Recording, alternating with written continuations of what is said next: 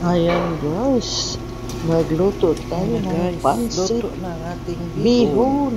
Ayan, And kasi ready to serve. yung mga bata, meron silang playdate.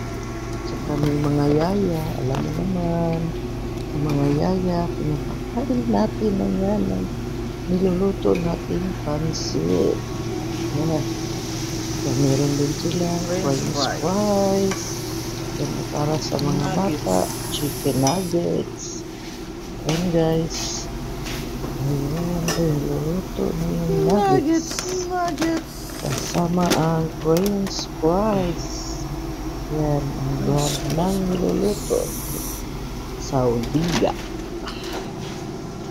Ayan, at saka yung ginagawa din pizza. Tiny pizza. Ayan. O, diba? Ang saya lang, dami nakuha sa isang